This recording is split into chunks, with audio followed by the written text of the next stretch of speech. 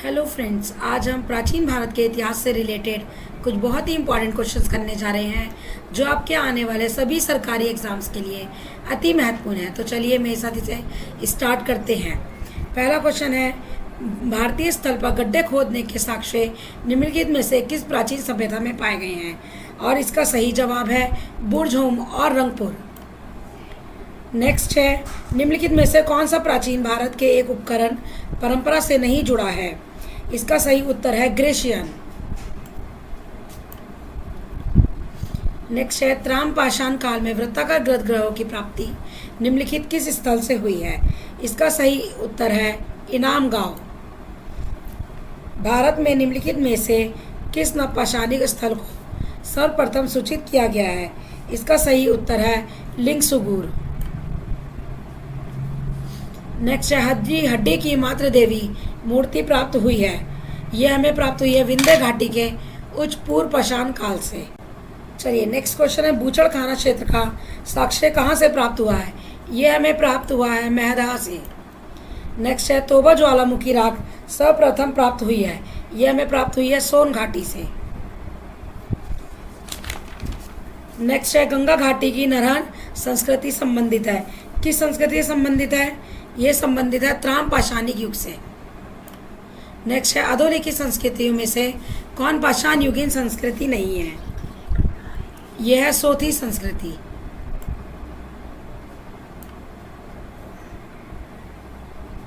Next है, महापाषाण संस्कृति का संबंध किससे है?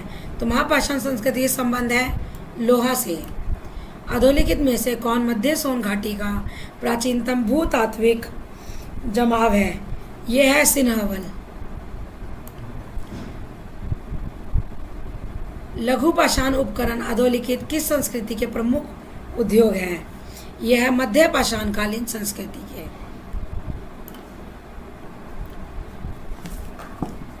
पाषाण युग में माइक्रोलिथ निम्नलिखित में से किस युग में सामान्यता पाए गए थे? तो ये हमारे पाए गए थे मध्य पाषाण युग में। 1863 में रॉबर्ट ब्रुसवुड को हस्त कुठार मिला था।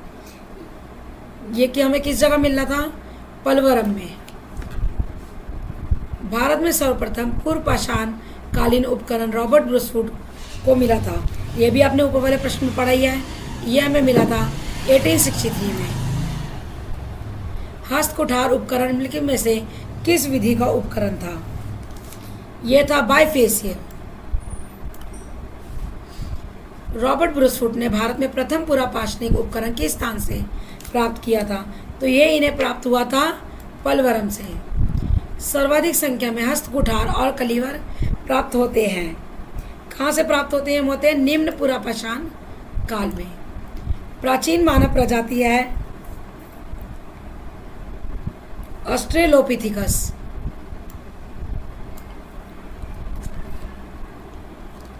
नेक्स्ट है, आधुनिक मानव होमोसैपियन संबंध है। तो होमोसैपियंस का संबंध किससे है? हस्त कुठार से। भारत में नवपाषाण काल का निम्नलिखित में से कौन सा स्थान जहां बड़ी संख्या में हड्डी से बने औजार प्राप्त हुए हैं? यह हमें प्राप्त हुए हैं चिरान से।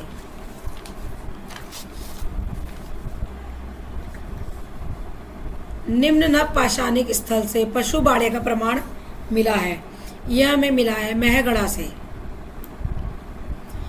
ब्लेड ब्यूरिन प्रकार के उपकरण निम्नलिखित में से किस परंपरा के परिचायक लक्षण है? यह उच्च पूर्व पाषाण काल के। खैद और ब्यूरिन चारित्रिक उपकरण हैं।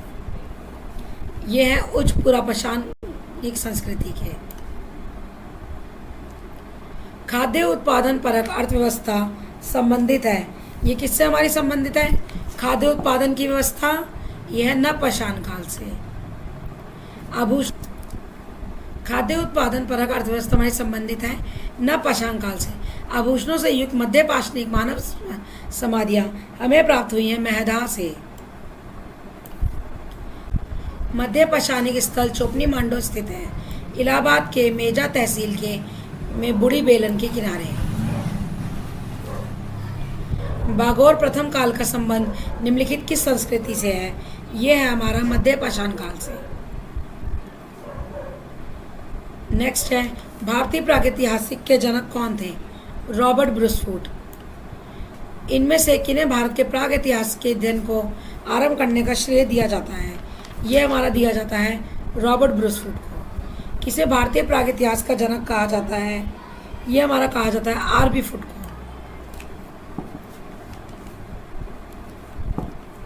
उल्लिखित प्रमाणों के अनुसार पशुपालन का प्रारंभ कब हुआ था? यह हमारा हुआ था मध्य पाषाण एवं नव पाषाण काल में। निम्नलिखित में से प्राक हड़प्पा संस्कृति कौन सी है?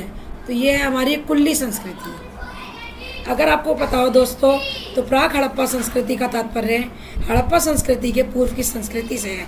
इसमें कुल्ली संस्कृति कुल्ली शहर में उद्घाटित प्राक हड़प्पा संस्कृति के अंतर्गत आती है। आगे बढ़ते हैं। तिथि क्रम अनुसार निम्न को व्यवस्थित कीजिए। पूरा पाषाण युग, त्राम युग, मध्य पाषाण युग और नव पाषाण युग। दोस्तों ये क्वेश्चन बहुत बार पूछा जा चुका है, जिनमें हमें इन युगों को व्यवस्थित क्रम में लगाना पड़ता है। तो सबसे पहले हमारा आता है पूरा पाषाण काल, उसके बाद आता है मध्य पाषाण काल, फिर हमारा आता है नव पाषाण काल और फिर हमारा आता है त्राम युग।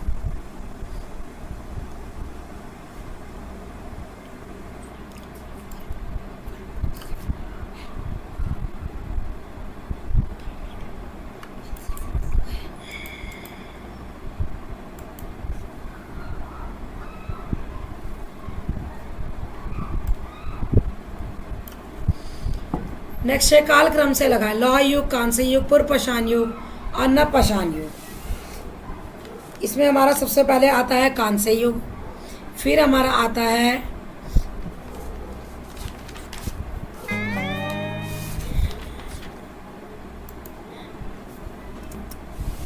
कालक्रम से लगाएं। लौह युग, कांस्य युग, पूर्व पाषाण युग या नव पाषाण युग। इसका हमारा सही उत्तर है ये।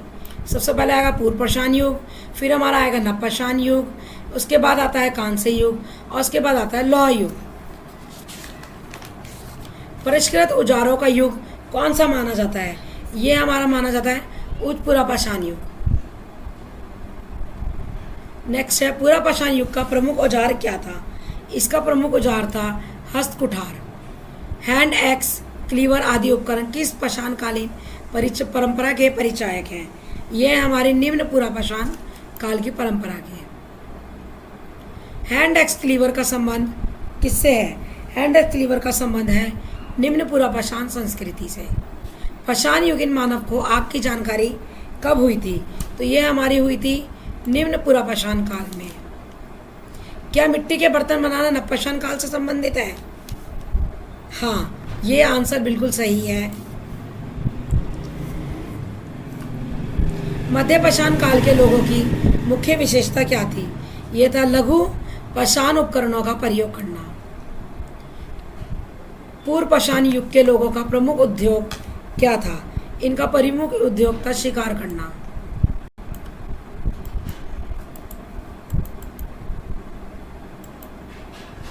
तो इनका प्रमुख उद्योग क्या था? ये था शिकार करना।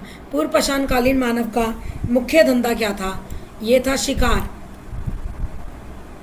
प्राचीन भारत में कृषि के प्राचीनतम उल्लेख कहाँ मिले हैं? तो ये हमें मिले हैं मेहरगढ़ से। चावल का प्राचीनतम प्रमाण पाया जाता है, ये हमारा पाया जाता है उत्तर प्रदेश में। भारतीय उपमहाद्वीप में धान की खेती का प्राचीनतम पुरातात्विक साक्ष्य प्राप्त हुआ है, यह हुआ है उत्तर प्रदेश के कोल्डी हवा में। कृषि के प्राचीनतम साक्ष्य प्राप्त होते हैं, यह प्राप्त होते हैं लहुरा देव से। किस नवपाषाणिक स्थल में धान की खेती के प्राचीनतम साक्ष्य मिलते हैं? लहुरा देव से। चावल का प्राचीनतम उल्लेख किस स्थान से संबंधित है? यह है कोल्डी हवा से। गंगा घाटी में धान उत्पादन के प्राचीनतम परिणाम किस स्थल से प्राप्त हुए हैं? ये भी हमारे हुए हैं लहुरा देव से। कायथा संस्कृति के अवशेष किस राज्य में पाए जाते हैं? ये हमारे पाए जाते हैं मध्य प्रदेश में। त्राम पाषाणी कायथा संस्कृति की खोज कहाँ पे की गई थी? त्राम पाषाणी कायथा संस्कृति की खोज हमारी जो की गई थी वो की गई थी वीएस वाकणकर के द्वारा, वीएस वाकणकर के द्वारा। हथनोरा में पूर्व पाषाणिक मानव के जीवाश्मों की खोज कहाँ पे की गई, किसके द्वारा की गई थी? ये A.K. सोनकिया के द्वारा की गई थी। भारतीय उपमहाद्वीप में निम्नलिखित किस स्थल में सर्वप्रथम होमिनिड जीवाश्म की खोज की गई थी? यह हमारी की गई थी हथनोरा से।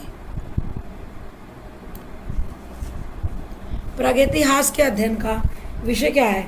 इसका विषय है निरक्षर समाजों का इतिहास। निरक्षर समाज, जिस समय हमारे समाज में कुछ भी लिखने का कोई साधन नहीं था। प्राचीन भारत की जोरवी संस्कृति निम्नलिखित राज्यों में से किस स्थान पर ही नामित की गई है? यह हमारी की गई है महाराष्ट्र में। जोरवे संस्कृति के स्थलों में अधिवास विन्यास का सबसे अच्छा प्रमाण कहाँ पे मिला है? ये हमारा मिला है इनाम गांव में।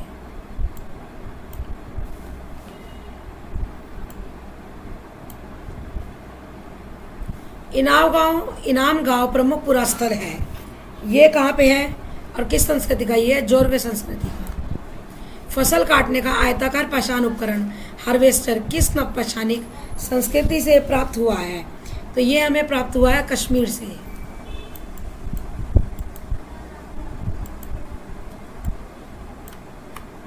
शवाधान में मानव के अवशेषों के साथ कुत्ते, बकरे जैसे पालतू पशुओं को भी दफनाने के साक्ष्य हमें कहाँ से मिले हैं? ये हमें मिले हैं बुर्ज होम में।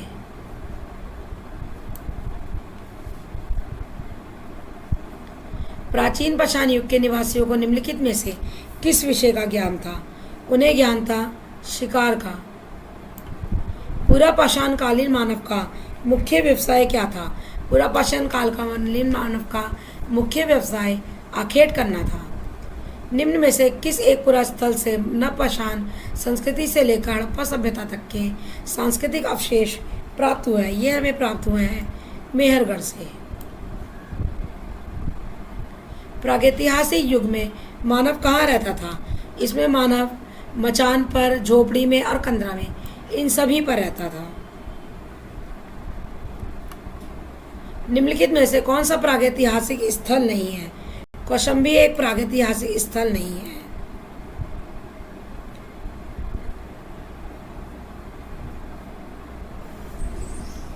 मनुष्य ने कृषि का ज्ञान प्राप्त किया है कहाँ, कब? मनुष्य को कृषि का ज्ञान कौन से काल में प्राप्त हुआ था? तो ये हमारा हुआ था नवपाषाण काल में। इसी काल में सबसे पहले मानव ने खाद्यान्न का उत्पादन करना शुरू करा था और इसी काल में ही मानव को जौ और गेहूं की किस्मों का पता चला था। अनाज की उपज सबसे पहले कब प्रारंभ हुई थी? अनाज की उपज सबसे पहले प्रारंभ हुई थी हमारे नवपाषाण युग में।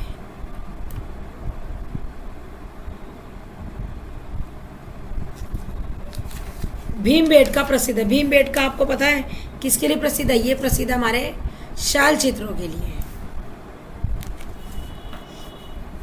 निम्नलिखित स्थलों में से कौन सा स्थल प्रागैतिहासिक शैल चित्रकला के लिए प्रसिद्ध है? ये हमने अभी ऊपर ही पढ़ा है और ये है भीमबेटका। शैल चित्रकारी के लिए प्रसिद्ध प्रागैतिहासिक स्थल निम्नलिखित में से कौन है? ये है भीमबेटका। निम्नलिखित स्थलों में से कौन सा प्रागैतिहासिक शैल चित्रकला के लिए प्रसिद्ध है? इसका आंसर भी सेम ही है, भीमबेटका। प्रागैतिहासिक चित्रकला के उदाहरण कहाँ से मिले हैं? ये हमें मिले हैं भीमबेटका की शैलश्रों में से।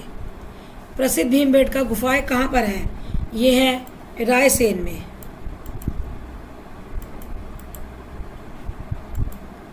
तो दोस्तों इसी के साथ हमारे ये जो 74 प्रश्न थे ये कंप्लीट होते हैं। अब हम नेक्स्ट वीडियो में मिलेंगे जिसमें हम सैंदस सभ्यता से संबंधित कुछ महत्वपूर्ण प्रश्नों को पढ़ेंगे।